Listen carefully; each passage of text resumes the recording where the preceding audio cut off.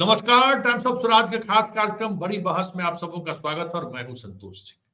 और आज हम बड़ी बहस में चर्चा करने जा रहे हैं कि प्रश्न पत्र लीक मामले में बिहार सरकार ने एक कानून बनाया है और आज उस कानून का प्रारूप उन्होंने सदन में रखा। हालांकि भारत सरकार ने भी इसको लेकर एक कानून बनाया है। कानून में कई तरह के प्रावधान किए गए हैं। अब 10 वर्षों तक की सजा निर्धारित की गई है। इसके अलावा जो एजेंसी के द्वारा प्रश्न पत्र लिया जाएगा उसकी अगर संलिप्तता पाई जाएगी तो 1 करोड़ रुपया जुर्माना भरा जाएगा। ये सब चीजें कानून में है, तो सब सुनाएंगे कि विजय चौधरी ने क्या कहा है। लेकिन जो कानून के जानकार हैं, अभियानंद जी से लोग, उन लोगों का मानना है कि जो वर्तमान आईपीसी और सीआरपीसी और पुलिस मैनुअल में जो सारी चीजें हैं, व्यवस्था है, उसमें आज भी इतनी ताकत है। सिर्फ उसको इम्प्लीमेंट आप कर दीजिए तो बहुत सारी चीजें बदल जाएंगी। अब जैसे उन्होंने कहा कि भाई अभी 57 फर्जी दूसरे व्यक्ति के जगह पर परीक्षा देते हुए लोग पकड़े गए हैं। उनपे आप, क्योंकि वो सारा एविडेंस आपके सामने में है, इसके लिए किसी गवाह की जरूरत नहीं है, किसी 100 पन्ना डायरी लिखने की जरूरत नहीं है। बैठ के 24 घंटे के अंदर में सारी प्रक्रिया पूरी करके आप चार्जशीट करके ट्रायल करके 10 दिनों के अंदर में आप सजा दिला सकते हैं। और ये 57 जो फर्जी परीक्षार्थी हैं जो दूसरे की जगह पर परीक्षा देते हुए पकड़े गए हैं, अगर 57 को सजा दिलाने में पुलिस कामयाब हो गई तो आप 10 साल सजा दिलाने की बात के लिए जो प्रोसेस अपनाया जाता है, क्या उसके लिए पुलिस उतनी मेहनत कर पाती है क्या? हजारों केस में किसी एक केस में एविडेंस मिल जाता है तो उसमें सजा मिल जाती है। कितना रेशियो है ये तो देखिए।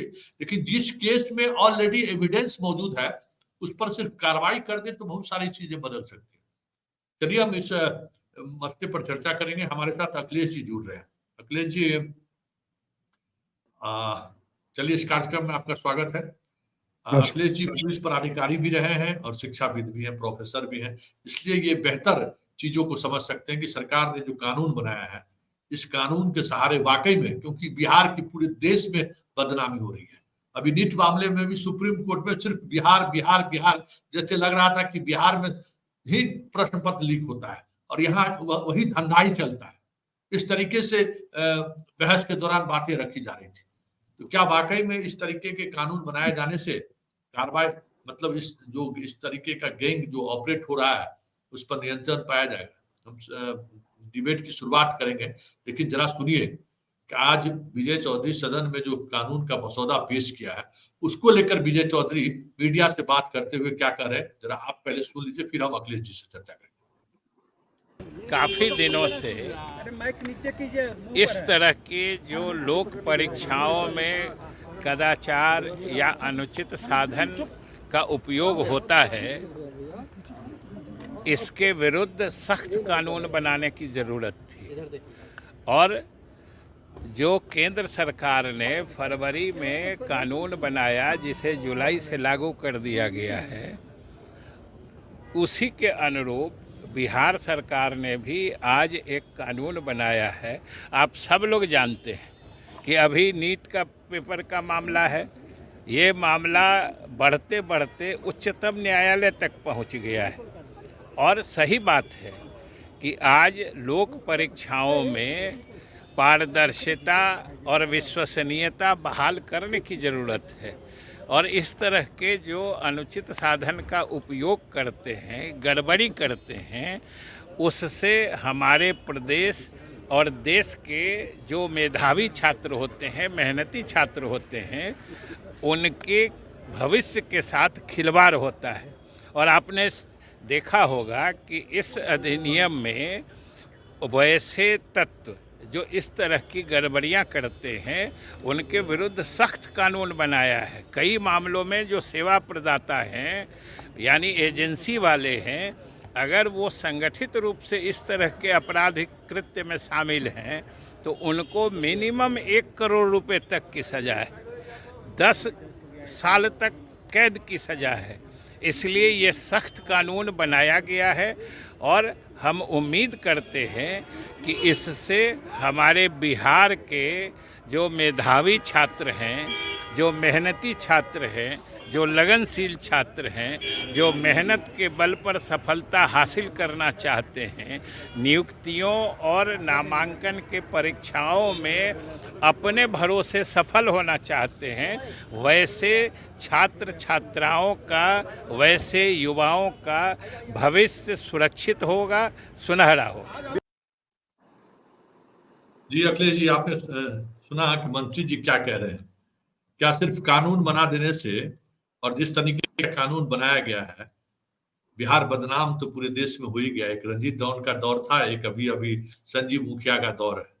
सुप्रीम कोर्ट तक चर्चा होती रह गई संजीव मुखिया को लेकर, जबकि उसी संजीव मुखिया की गिरफ्तारी पर रोक डिस्ट्रिक्ट कोर्ट लगाए हुए है। हमें तो उस पूरे सुनवाई के दौरान हम कई बार कोशिश की अखिलेश जी कि हमको कोई वकील से बात हो जाए तो हम कहे कि सुप्रीम कोर्ट को जरा कहिए कि जरा किस तरीके से कोर्ट काम कर रही है प्रश्न पत्र लीक मामले में। तो जब सारा सिस्टम एक दूसरे को मदद करने पर लगा हुआ है, क्योंकि सरकारी नौकरी को लेकर जो लोगों के अंदर एक अलग ख्याल है, ऐसे में इस तरीके के कानून के सहारे में क्या वाकई में बिहार में ये जो नेटवर्क चल रहा है, बताइए ना। सुप्रीम कोर्ट में सुनवाई हो रही है, इधर TRE 3 का परीक्षा चल रहा है शिक्षक बहाली का, उसमें भी 57 वो पकड़ा गया सॉल्वर गैंग का लोग, दूसरे के बदले में दूसरे की परीक्षा दे रहा था। आप बताइए कि ऐसे में इस कानून के सहारे क्या आपको लगता है कि बिहार में ये चीजें रुक पाएंगी? नहीं, देखिए संतोष जी, इसको कुछ एग्जाम्पल से समझने की जरूरत है। अब आप देखिए कि हत्या में जो प्रावधान है सजा का, वो मृत्यु दंड तक है, ये समझिए। तो क्या मर्डर रुक गया है? आप NCRB का डाटा देखिए, पूरे देश के अंदर में जो मर्डर्स हो रहे हैं, क्या वो पहले की तुलना में बढ़े या घटे हैं? एक सवाल। NDPS में आप जानते होंगे, जो ड्रग्स के मामले में, जैसे गांजा है, अफीम है, स्मैक है, तो इसमें भी बहुत कड़ा मतलब प्रावधान है, और उसका भी जो लॉ है ना, बहुत स्ट्रिंजेंट लॉ है, बहुत मजबूत लॉ है। तो आप अभी देखिए कि पूरे बिहार के अंदर में, मैं अभी इलेक्शन कैंपेन में था, तो बहुत पत्रकारों ने मुझसे सवाल किया कि सर, ये जो अभी मतलब जो बॉर्डर एरिया है हमारा गांव, तो यहाँ पे जो नशा, मतलब सेकेंडरी नशा का जो अभी व्यापार चल चुका है, जिसमें मतलब कप सिरप है, स्मैक है, छोटे बच्चे हैं, सुलेसन सूंघते हैं। तो अब ये देखिए कि ये जो ड्रग्स का खेल है वो क्या रुक गया?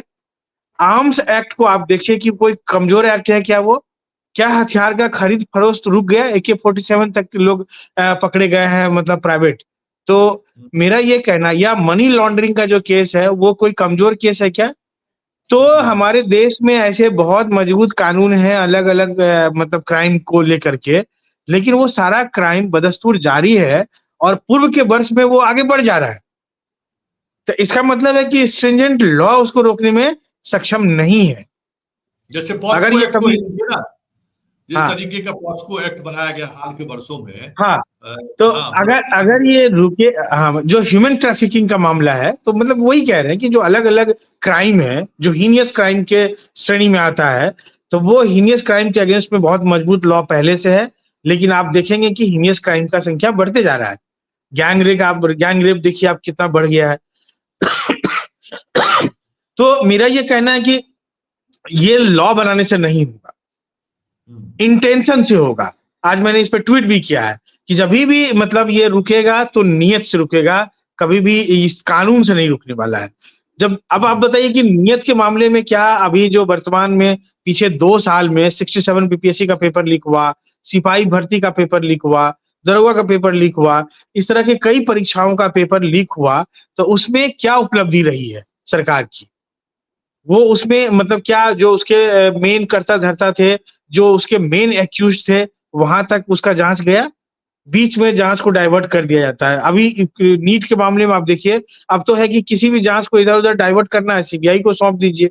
CBI का ट्रैक रिकॉर्ड तो यही है, जो जितने भी बड़े मतलब केसों का उन्होंने अनुसंधान किया, सबको उलझा-फुलझा के कहानी खत्म कर दिया।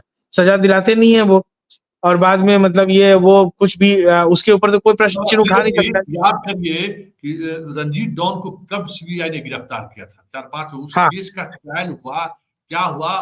वो तो घूम रहा है, चुनाव लड़ रहा है, अरे मस्ती कर कितने रहा है। मतलब देखिए अनगिनत केस है जिनको CBI ने मतलब टेक ओवर किया, लेकिन उसमें कोई फलाफल नहीं दे पाए वो। अब इसके जो भी रीजन हो लंबा चलता है, फिर लोगों के दिमाग से उतर जाता है। भारतीय लोग जो हैं वो अलग प्रवृत्ति के लोग हैं और मतलब ज्यादा हम क्या कटाक्ष करेंगे, लेकिन एक आत्ममंथन का तो जरूरत है हम भारतीयों को कि आखिर हम लोग कैसा प्राणी है कि जो नेताओं का मन में आता है वो हम लोगों को घुट्टी पिला देता है। आज मान लीजिए माननीय मंत्री जी अपना बोल रहे हैं कि ये कानून ले आए, वो कानून ले आए। अब 1 करोड़ रुपया आज का डेट में एक क्वेश्चन पेपर लीक होता है तो 1 करोड़ रुपए का होता है। मान लीजिए मेडिकल का सीट 1 करोड़ से नीचे नहीं बिकता है। तो इसका मतलब क्या है कि 1 करोड़ रुपया कोई आदमी देगा। जैसे कभी ऐसा हम लोग सुनते रहते हैं कि एक्सीडेंट का मामले में कोई दूसरे को प्रोड्यूस कर दो ड्राइवर को। तो ये मतलब कोई आदमी पेपर लीक करेगा किसी एक नौकर चाकर के ऊपर में, उसको डाइवर्ट करा देगा और उसको 1 करोड़ रुपया पेनल्टी भी डाल देगा। 1 करोड़ रुपया उसके हाथ में दे देगा। अखिलेश जी, एक आप पुलिस अधिकारी भी रहे, कई एसडीपीओ के रूप में आपको अनुसंधान करने का मौका भी मिला होगा। देखिए, अभियानंद जी से जब हमारी बातचीत होती है, 2-3 डीजीपी जो सेंसिटिव रहे इस पूरे मामले में, उनसे बात होती है, कहते हैं कि हजारों केस में कभी-कभी किसी एक केस में इतना पुख्ता एविडेंस मिल जाता है, उस पर अगर हम आगे बढ़े, उन्हें जल्द से जल्द सजा दिलाई जा सकती है और उसका इम्पैक्ट पड़ता है। बिल्कुल। आप एक एसडीपीओ के रूप में आपने कई इस तरीके के केस का सुपरवाइज किया होगा। क्या वाकई में आपको लगता है, जैसे आज ही बातचीत हो रही थी तो उन्होंने कहा, आज कल बात हो रही थी, 57 लोग गिरफ्तार हुए हैं। बस क्या सारा आप पुलिस अधिकारी आप बेहतर समझ सकते हैं कि इसके लिए कोई गवाह की जरूरत नहीं है। हमारे बिल्कुल गवाह नहीं है। देखिए उसमें मतलब जो उसमें गवाह का कोई जरूरत नहीं है, पूरा डिजिटल एविडेंस भी होता है क्योंकि जब परीक्षा का फॉर्म भरता है तब थंबनेल डाला जाता है और उस समय में उसका बायोमेट्रिक होता है, फोटोग्राफ है उसका, फिर उसका स्वयं का बयान है। तो इसमें मतलब जज को भी सजा देने में कोई प्रॉब्लम नहीं होगा क्योंकि ये कॉन्क्रीट एविडेंस है कि मतलब वो दूसरे के बदले में दे रहा था। तो जो परीक्षा का कदाचार का कानून है वो तो चलेगा ही, साथ में ये दूसरे कानून जो है मतलब 420 धोखाधड़ी, इन सब कानून के तहत भी उसको सजा दिलाया जा सकता है। और अगर उसको 2 साल का भी सजा हो जाएगा ना फ्रीक्वेंट लेवल पे, तो समझिए कि मामला थम जाएगा तुरंत। और मतलब हम अभी भी कहते हैं कि सरकार कितना भी कड़ा कानून बना ले, मतलब कड़ा कानून बना लेंगे, उसमें जाँच होगा ही नहीं और सही एक्यूज़ तक, जो मेन एक्यूज़्ड है, जो किंगपिन है उसका, जो बिग शॉट्स है, वहाँ तक हम लेके ही नहीं जाएँगे अनुसंधान को, बीच में कहीं भी डाइवर्ट कर देंगे, तो उसका कोई फ़ायदा नहीं होने वाला है। तो ये मतलब एक महत्वपूर्ण पहलू है कि मतलब सरकार को अपने इंटेंशन पे काम करना होगा, देखना होगा कि आखिर मतलब क्यों इसमें जभी भी अब जैसे देखिए कि टीआरई का जो परीक्षा लीक हुआ था, आपको पता है कि ना अनकोडेड पेपर उस पर लीक हुआ। अनकोडेड पेपर कौन लीक किए होंगे? कहाँ से गया वो ये बताइए? तो मतलब ये इतनी सारी चीज़ें पेपर के माध्यम से आती हैं, लेकिन उसमें होता क्या है कि ये मतलब इतना आसान नहीं है पेपर लीक होना। हम लोग परीक्षा, हम आज बीइंग अ टीचर परीक्षा लेते हैं, तो हम लोगों को लगता है कि मतलब बहुत फुल प्रूफ किया जा सकता है आराम से। तो कदाचार तो एक मतलब हैबिट हो चुका है, चाहे वो परीक्षा का कदाचार हो, इलेक्शन का कदाचार हो या कोई ऑफिस का कदाचार हो, कदाचार, कदाचार, कदाचार हर जगह कदाचार हो चुका है। ताकि इससे मुक्ति कैसे मिलेगी, अब ये सोचने वाली बात है। इस पे मंथन करना होगा, कानून से नहीं होने वाला ये। कानून तो बहुत सारे चीज़ बने हुए हैं, लेकिन उससे क्या फ़र्क पड़ता है? ये क्या वैसे आपको लगता क्या है कि अभी जिस तरीके से सुप्रीम कोर्ट तक सुनवाई हुई, काफी लोग सुप्रीम कोर्ट के जजमेंट के बाद निराश हैं। हालांकि कोई उस कोर्ट के जजमेंट पर कोई टिप्पणी नहीं कर सकते हैं, लोग टिप्पणी करनी भी नहीं चाहिए, लेकिन लोग निराश हैं कि जब आप कह रहे थे कि 0%, 0.1% भी अगर कुछ इस तरीके की चीजें सामने आएंगी, हम टॉलरेट नहीं करेंगे, लेकिन इतने बड़े स्तर पर अभी अनुसंधान चल ही रहा है। और एक बात और अखिलेश जी आपसे समझना चाहेंगे कि पुलिस अनुसंधान जो कर रही है, सीबीआई मान लीजिए अनुसंधान कर रही थी, कई फैक्चुअली इनकरेक्ट सूचना जो है सो सुप्रीम कोर्ट को सीबीआई ने दी है। क्या कोई इंडिविजुअल बॉडी या मान लीजिए वकील ही अपने तरीके से इन्वेस्टिगेट करके कोर्ट को सूचित कर सकता है कि नहीं, ये कोई प्रोसेस है कि नहीं पुलिस का ये अनुसंधान, क्योंकि हम पूरे मामले की सुनवाई लगातार सुनते रहे लाइव, हमें लगा कि सिर्फ सीबीआई जो साक्ष्य प्रोड्यूस की है उसी का विश्लेषण हो रहा है। हम बार बार ये कहना चाह रहे थे कि सीबीआई जो एविडेंस दे रहा है ना, वो उसमें कहीं न कहीं फ्रैक्चर्ड है। घटना जो मान लीजिए आप ही कहते हैं ना कि फर्स्ट इन्फॉर्मेशन जो एफआईआर होता है, वो काफ़ी मायने रखता है। जब पटना पुलिस की देखिए कार्रवाई की देखिए शुरुआत निराश तो मतलब जरूर निराशा हुई है, हमें भी निराशा हुई है और कोर्ट के ऊपर में हम कमेंट नहीं करते हैं, उनके जो निर्णय आए हैं उनका मैं सम्मान करता हूँ। लेकिन हम ये चाह रहे थे कि कोर्ट को यह भी बोलना चाहिए था कि जो प्राइमरी स्तर पे केस हुए, उसमें उन्होंने क्या इंस्ट्रक्शन दिया? इसका मतलब सबको बरी कर दीजिए। हुँ, तो क्या अब मान लीजिए कि अनुसंधान अगर 1 साल बाद ये पहुँचता है कि ये इसमें गड़बड़ी हुई थी, तो क्या 1 साल जो पढ़ चुकेगा बच्चा, उसको निकाल देंगे आप सभी को कॉलेज स्कूल से? मतलब कॉलेज हुँ, से? हुँ, तो आखिर क्या होगा? मतलब नेचुरल जस्टिस क्या कहता है ये बताइए? कोर्ट ने मतलब उस संदर्भ में क्या आदेश दिए? या तो जो लोग पकड़े गए हैं उनको तुरंत रिलीज़ करने का भी ऑर्डर साथ में देना चाहिए। इसका मतलब आपके हिसाब से मतलब पेपर लीक नहीं हुए हैं। नहीं हुए हैं, तो इसका मतलब है कि वो निर्दोष हैं और निर्दोष हैं। जो पुलिस केस की बिहार पुलिस केस की है, तो उसका क्या होगा आखिर? हुँ, उसपे हुँ, क्यों हुँ, नहीं कोई बहस हो रहा है? हुँ, उसपे भी तो कोई बात होनी चाहिए। हुँ, हुँ, हुँ। या तो लेकिन उनको अगले दिन मतलब हुँ, हाँ, जिस तरीके से सुप्रीम कोर्ट ने कहा कि हमने माना कि प्रश्न पत्र हुँ, लीक हुआ है, लेकिन उससे हुँ। लाभ ज़्यादा लोगों को नहीं हुआ। तो आप तो वो सुप्रीम कोर्ट का ऑब्जर्वेशन वो तमाम एक्यूज़ को लाभ पहुँचा सकता है। नहीं देखिए, ये इससे क्या होगा ना अगर मान लीजिए कोर्ट ये मानती है कि लीक हुए और लाभ ज़्यादा लोगों को नहीं मिला, ये मान्य नहीं है। इस डिजिटल वर्ल्ड में, इस डार्क वेब के ज़माना में, इस हाई टेक्नोलॉजी के मामला में कोर्ट और पुलिस जिस टेक्नोलॉजी को इस्तेमाल नहीं करती है, अब ऐसे-ऐसे हैकर्स बैठे हैं कि अमेरिका में बैठे आपके सारी चीज़ों को यहाँ से ले जा सकता है वो। उसको यहाँ आना भी नहीं पड़ेगा। आपका केवल मोबाइल इंटरनेट से कनेक्ट होना चाहिए, आपका जो डिवाइस है वो इंटरनेट से कनेक्ट होना चाहिए। तो इस तरह का टेक्नोलॉज़ी हम लोग सुनते हैं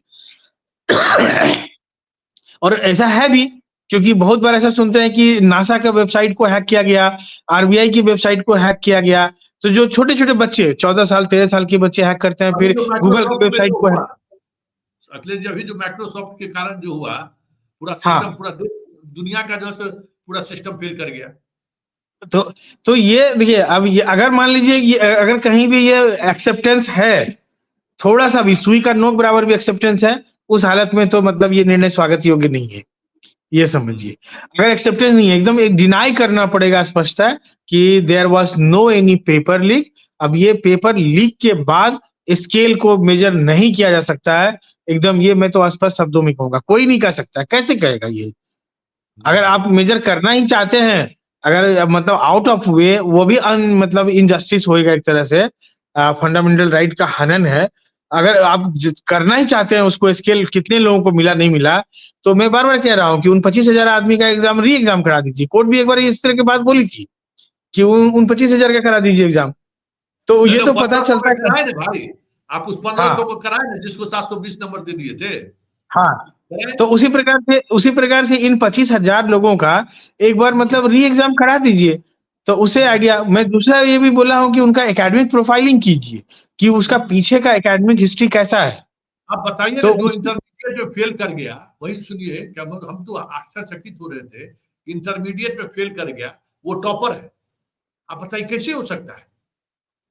हाँ, और मतलब उसके ऐसा rare of the rarest case में हो सकता है, कई एक आध बार पहले भी हम लोग सुने हैं, लेकिन मतलब ये फ्रीक्वेंट नहीं होगा, फिर उनका एकेडमिक देखना पड़ेगा कि मतलब ये 10th में कैसा मार्क्स स्कोर स्कोर किया है। स्कूल में रेपुटेशन कैसा रहा है, मतलब स्कूल में एकदम एवरेज स्टूडेंट रहा हो और यहाँ अचानक से टॉप कर जाता है, तो ये भी एक मिरेकुलस है और क्योंकि इसमें लंबा गैप नहीं होता है। जैसे मान लीजिए लोग कोई स्कूल में अच्छा नहीं था, लेकिन 8 साल, 10 साल, 12 साल पढ़ते-पढ़ते वो सिविल सर्विस पास कर जाता है। लेकिन वो 10 साल, हुँ, 12 साल का टाइम देखिए अपने आप को कवर अप करता है।